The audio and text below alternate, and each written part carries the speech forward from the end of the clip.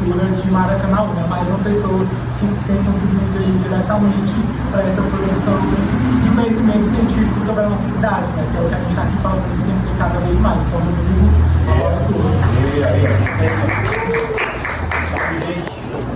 Satisfação total, e o filho da família dele aqui é meu povo, que me estimulou, né, a fazer essa pesquisa. Então, assim, eu estou falando, já apresentei essa pesquisa em vários lugares, mas esse está sendo um momento mais difícil, porque apresentar para quem foi partícipe dela, o sujeito colaborador dela. Então, JR Metal, mestre da cultura urbana, salve de palmas.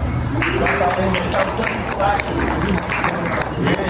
em homenagem a homenagem, assim, em nome dele eu saúdo todo mundo, né, que é trabalhador da cultura dessa cidade. O Rodrigo teve um homem branco, né, com uma camisa colorida, da Nego Beach, que eu me amava, vestido com uma calça bordô, da Isabel, que inclusive é responsável por eu vir morar no Maracanã. Vim morar aqui porque eu casei com ela. E ela, a gente veio morar na casa da mãe dela. Eu sou do sul de Minas, uma família do sul de Minas, cresci em São Paulo, mas vim para o Ceará em 2003, trabalhei na zona costeira, no Cariri, trabalhei em Santana do Acaraú, sou um educador dos movimentos populares, sou professor português, sou músico, baterista de rock and roll, mas me transformei em um pesquisador daqui em Maracanã. E eu descobri que a pesquisa, isso que o João falou, pesquisa é ação. O trabalho de geração de conhecimento é um trabalho de ação, de construção, não é abstração. Então eu disse, bom, se pesquisa é isso, eu posso fazer pesquisa, e eu não vou estar tirando na teoria das coisas, né? Então, com muita humildade, eu estava fazendo um mestrado em educação no UFC, falando da educação do campo, falando do MST, que é da onde eu comecei a me reconhecer educador. Oi? Não, na Ilha do Mineiro, né? Mas aí eu vim embora aqui, liguei logo para Tati Valente, Tati, estou na sua cidade, né, Holanda, amigos de outros tempos, né, como é a cena. E rapidamente eles me acolheram e eu comecei a me sentir parte daqui. Debutei lá na Maloca, no final da Maloca, tomando uma garrafa de vinho, a gente fez um primeiro encontro do ano, né, foi muito importante aquele momento. Aí a gente começou a pensar o que poderíamos fazer juntos. E eu disse, isso pode ser, posso virar a chave da minha pesquisa e soltar um pouco a ideia do MST e pensar a política, a organização da cultura, a partir desse movimento de indignação e construção de alternativas contemporâneas. Tem os memorialistas que trouxeram a história toda, a partir de um viés muito específico, né? Mas tem a história do presente que nós estamos construindo aqui. E essas pessoas aqui são pessoas de luta, são pessoas sensíveis, são pessoas inclusivas, são pessoas que representam uma diversidade capaz de... Aí eu fui falar com a minha orientadora, né? Ângela, eu vou mudar minha pesquisa, vou estudar Maracanã, eu já estava escrevendo as coisas nessa cultura, vamos lá. E aí inventei isso aí, né? Então, pode passar, por favor. E aí eu quero citar a Bell Hooks, que é uma educadora muito importante para mim, uma referência de pensamento, justamente falando o que o João já falou agora, né? Pensar é uma ação. E por isso, acho que dá para ser acadêmico, né? Ser um cara que constrói o pensamento científico, não necessariamente acadêmico, porque a ciência está nas práticas. E pensar é ação. Passa aí disso, por favor. Eu já coloquei meu lugar de fala isso aí, né? Um homem branco, que é professor, que vem de uma cidade do interior de Minas Gerais, mas que cresceu numa cidade urbana, em São Paulo, veio para o Ceará, trabalhar na educação ligada aos movimentos populares, chega no Maracanã por causa de uma história de amor, e rapidamente essa história de amor se transforma numa história de produção de conhecimento e de luta popular. Pode passar, por favor. E aí, já. Melhorou? Aí, eu queria, além de mim, citar nomes copartícipes aí da pesquisa, porque foram mais de 40 pessoas do Maracanã que estiveram muito envolvidas na pesquisa. E eu trabalhei com os depoimentos delas, com as histórias de vida e de indignação e de afetividade delas. Então, a história vivida ao vivo, né, contada ao vivo e analisada ao vivo. Então, eu vou citar aqui JR Metal, Elioneide Damasceno, presidente, Raquel Rocha, Neto Holanda, Júlia Oliveira, MC Perubim, Moniflow, presidente, Diluceano presente, Márcio Pitagori, Tati Valente presente, Ivone P2K, Vitor Beach, Virginia Ramos, Alisson Duarte, vai passar por favor, e mais. Paulo Vitor Damasceno presente, Aline Cavalcante, Abuda Pereba citado agora há pouco, Fábio Rodrigues presente, França de Assis presente, assim o tempo todo, volta. Paulo Pitagori, estamos agora há pouco juntos, André Marinho, Lele, quem é Lele? Lele, Arthur Nunes, Rival MC, Edna Martiniano, mencionado agora na pesquisa do William, e também a galera da Associação de Moradores do Maracanã, Frente Revolucionária Maracanaense. Minha orientadora foi a professora doutora Ângela Linhares, dramaturga, cantora, compositora, e uma figura muito admirada, querida demais, porque ela não estaria fazendo nada disso, ela disse que você tem que estudar. Vai para a universidade. E ela falou de 2004 até 2020, quando eu escrevi o meu projeto de pesquisa e tinha aprovação na UFC. Pode passar, por favor, então, agradeço a Ângela. Só vou voltar para o nome da pesquisa, certo? Comitê de Cultura de Maracanã, Praxis Emancipatória como Política Cultural. Praxis Emancipatória é uma coisa da filosofia, eu não vou entrar aqui no teórico, não vou mergulhar nisso não, quero mesmo falar das pessoas. Mas é um movimento da filosofia que tem a ver com uma alternância entre fazer e pensar, refletir, agir. E nesse ciclo de alternância entre fazer e pensar, existe um princípio que é o pensamento crítico, que faz você, depois de pensar sobre o que fez, refazer de uma outra forma. Isso é a praxis. E a praxis emancipatória é quando esse ciclo, pensar, fazer, você refaz de outra forma. Essa forma, ela propõe uma emancipação, ela propõe uma ruptura com o estado de opressão. Ela te leva para um espaço emancipador, uma história mais de autonomia, um estágio de libertação. Claro que todos dentro do capitalismo, ninguém está emancipado por nenhuma. Só que, de certo modo, a gente está trabalhando esse caminho de emancipação. É importante contar com o devido, é importante contar com o que vai vir a partir do pensamento crítico. Em política cultural, eu vou trazer uma possibilidade de definição que vem do professor Alexandre Barbalho, aqui do Ceará, mas que ele faz a leitura dele do Franklin, um pesquisador colombiano, mora no México, muito tempo, velhotinho da pesada, ele fala que política cultural é a articulação de todos os agentes culturais envolvidos na prática da cultura para se promover a cultura, dentro de uma estratégia, claro, com recursos que garanta isso. Então, a política cultural é um encontro de olhares, é um encontro de vozes, ou deveria ser, um encontro de vozes dos sujeitos que vivem a cultura. Em função dessa escola, você cria uma estratégia, promoção da cultura, com uma grana que garante isso. Então, eu estou propondo essa pesquisa junto com a Ângela, que a política cultural é resultado de uma praxis emancipatória. E que, na prática, o Comitê de Cultura de Maracanã está fazendo isso. Vem inventando isso. Vem inventando o seu modo, porque isso não é novo, né? Inclusive, no próprio Maracanã, se promete um processo histórico de mais de 25 anos, 30 anos, desde a ATEM, a Associação Teatral Maracanãense, a Poema, sei lá, os próprios Garajal, vários coletivos artísticos, né? A Academia Maracanãense de Letras, a FRM, o Fórum de Arte e Cultura que surgiu em 2019, são movimentos contra-hegemônicos, pensando que a hegemonia é o padrão do pensamento. Então, nós não queremos um padrão, nós queremos as múltiplas vozes.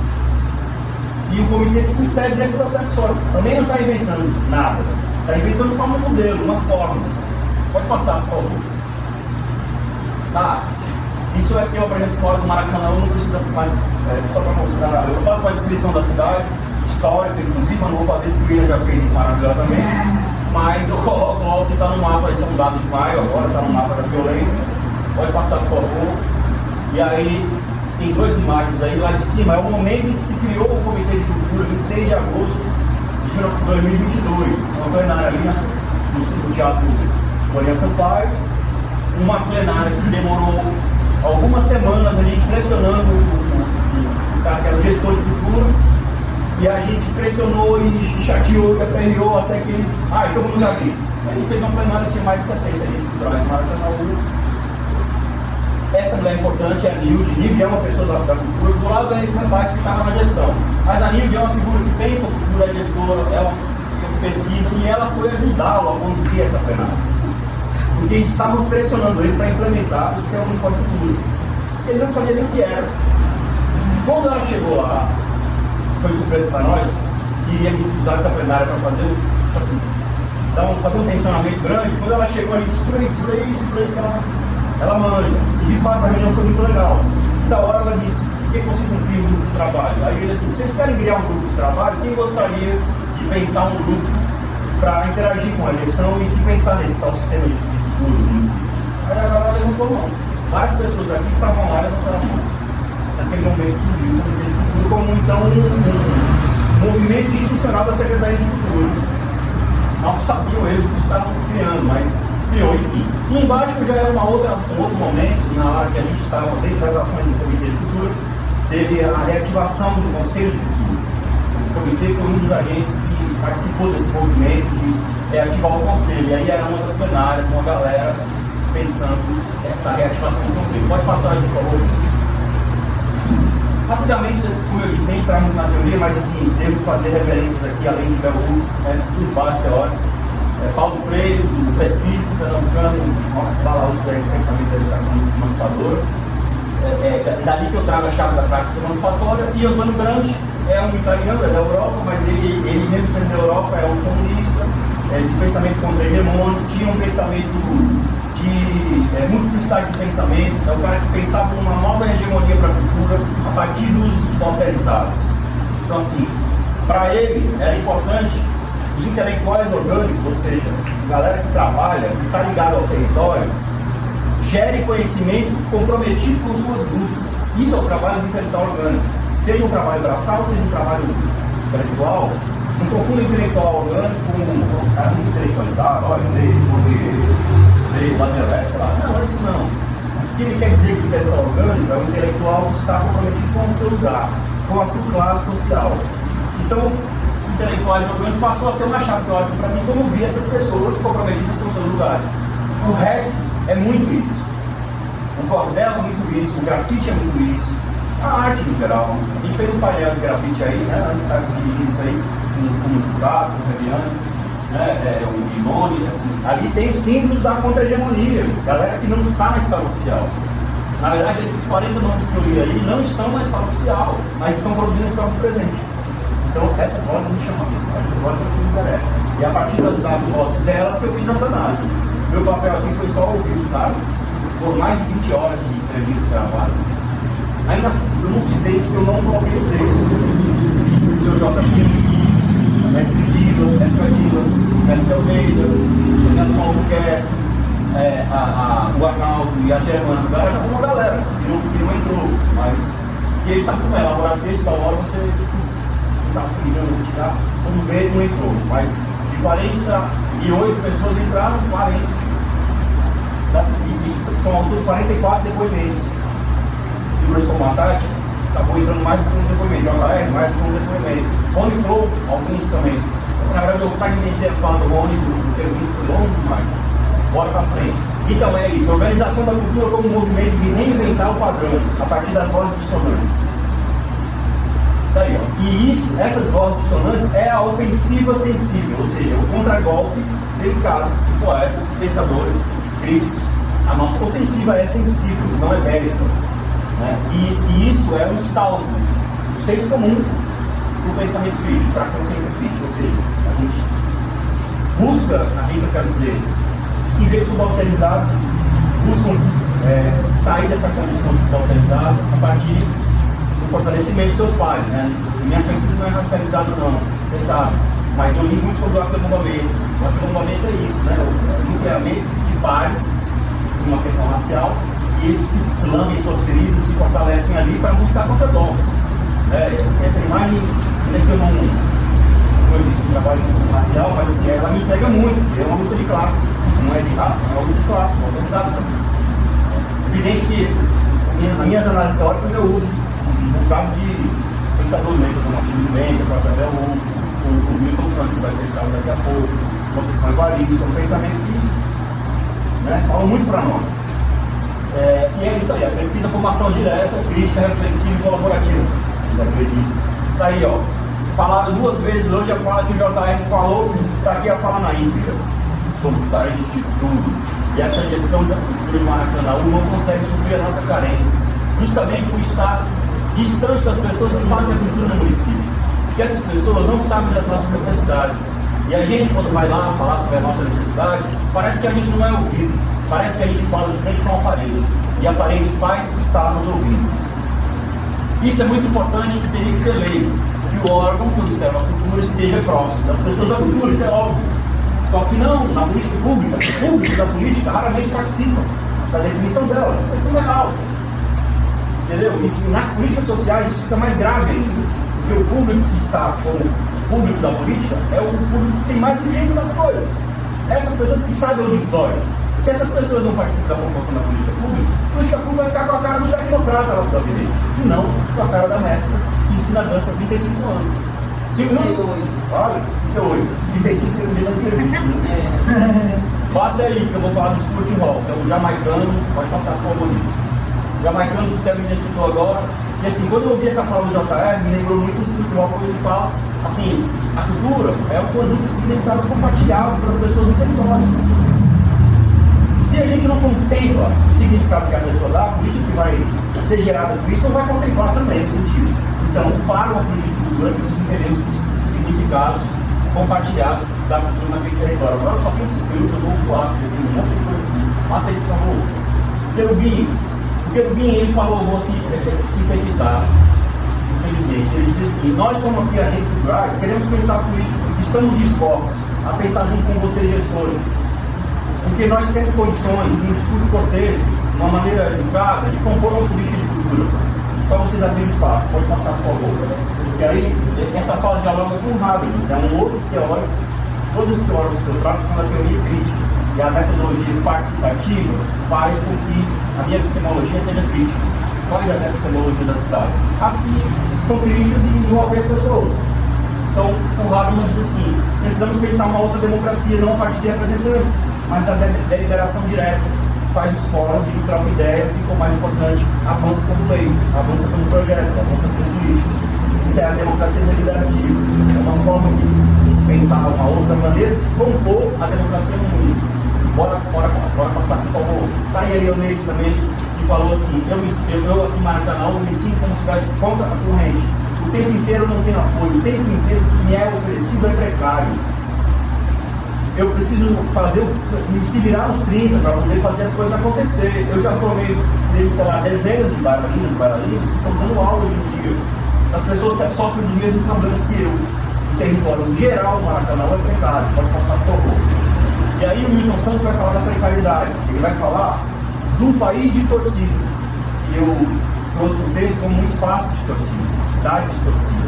E esse grupo político econômico que está na gestão há muitos anos constrói isso delicadamente, num espaço distorcido, com a precariedade proposital, para que as pessoas se sintam maquinicamente aniquiladas. Elas passam a ser de humanos a peças de uma engrenagem que ele constrói e alienados, tem pensamento crítico, muito entretenimento, muita droga, e assim as pessoas ficam entorpecidas e está tudo bem, vamos eleger ele de novo, ano que vem vamos eleger ele de novo, ele fica tudo bem, ele caiu levantar, tal hora tem uma banda de rock progressivo, tem um rezado no meio da rua, tem um grafite, tem um picho, sabe? Tem um grito de resistência que não aceita a precariedade, que marca de grande recusa essa porcaria. Eu quero outra coisa, eu quero um dever emancipatório. Passa aí, por favor.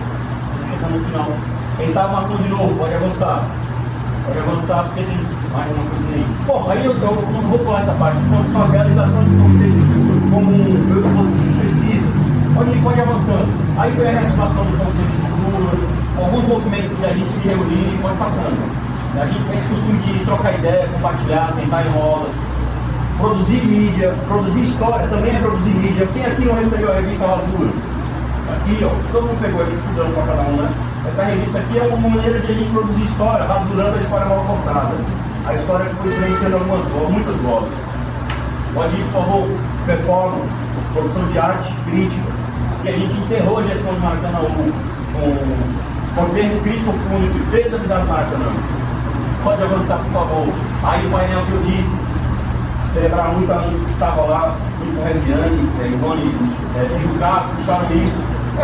Aí a semana crítica, como a gente fez mais de 80 artistas envolvidos em 4 dias. Uma semana depois, a semana da juventude da prefeitura, super mal feita, a gente fez uma semana sem grana. Pode avançar. Tá aí a galera no Ministério Público fazendo denúncias, uma coisa que a gente aprendeu a fazer, um letramento jurídico, que aprendeu a formalizar um ofício, ir para o Ministério Público. Agora estamos tendo resultado, como o Comitê de Cultura mandou em 2024, em janeiro, 12 denúncias. Em julho de 2025, o Ministério Público acolheu as denúncias, mandou um documento de 700 páginas, feita com a galera que, assim, todas as transações da prefeitura, Caxias, sem licitação, sem comprovação, uma onda. O Observatório das Políticas Públicas de Maracanã, que foi criado aqui, a FPLN, foi muito responsável por isso. Nos ajuda a entender o portal da transparência, quem faz denúncia. Isso também é produzir história crítica. Como avançando aí vários documentos que eu passei tempo. Por favor, vários outros eventos, realizações, uma prática de comunicação crítica, um Molotov como simbólico, o golpe está aí, nós não vamos cair nesse golpe mais, vamos para frente, por favor, e o bicho. Uma parte da pesquisa foi sobre os dilemas. Eu ouvi muita gente dizendo, cara, um dilema, chegava da hora, não sabia se ia estar aqui para mim. Identifiquei 3 grupos de dilemas, ouvi na fala das pessoas. Ficar em Maracanã ou vou sair? Não, vou ficar, mas eu vou cuidar da minha carreira ou vou estar numa cena coletiva? Outro dilema. O terceiro dilema, a falsa escuta. Essa galera da gestão, finge que está ouvindo nós. Eu acho que não está ouvindo. Eu vou considerar essa galera da gestão ou não? Rapaz, eu vou sentar com ele, trocar uma ideia. Não vou não, depois esse povo não é possível. Isso também é um dilema. Então, ouvi muitos depoimentos sobre, eu até escolhi alguns, passa aí, por favor. Muitas falas sobre ficar ou partir outro, vou falar só algumas. É assim, agora cada um eu conheço sala de aula para eu dar aula de danças pélvicas.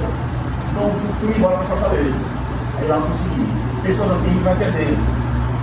Daí o Dino C falando do dilema que ele estava enfrentando quando começou a surgir as postas, o movimento dos eventos comunitários. E assim, cara, eu tinha minha banda, eu não conseguia trabalhar com ela, porque eu tinha que cuidar do evento lá no bairro. Isso é muito comum na cena hip hop, em qualquer lugar do mundo. E esse dilema também pega o artista, que quer mudar seu projeto, quer provar seu talento. Pode avançar, por favor. O outro dilema é o 3, né? O Adilson.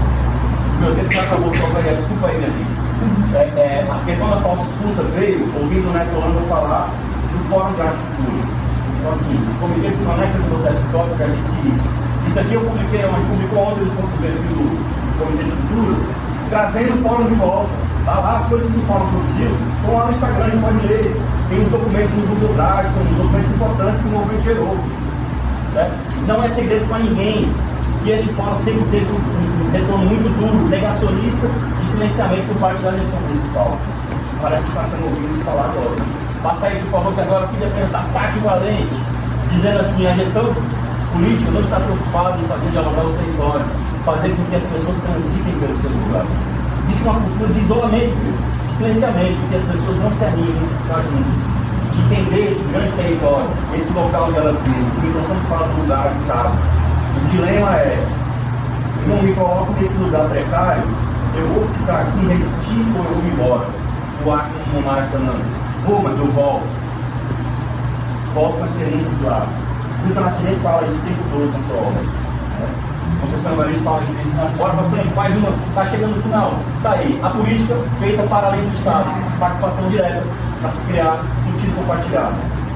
Finalzinho, o Comitê de Cultura convida os sujeitos da cultura para se pensar como sujeito coletivo de cultura. Não é para minha banda, não é para minha linguagem, não é para o meu espetáculo, não é o meu livro. É para a minha cena, que se conecta a uma cena nacional, uma cena latino-americana, uma cena do sul global, uma cena global. Nós recusamos a hegemonia, exclui, oprime, silencia e mata. Certo? Isso aí é o pesquisador se colocando junto com o sujeito do campo. Me misturei muito. Certo? Então, a ideia é reverter o ciclo de silenciamento e apostar no devido emancipatório cultural. A gente pode parar por aí, tem mais coisa, mas agradeço muito a atenção e poder falar para vocês.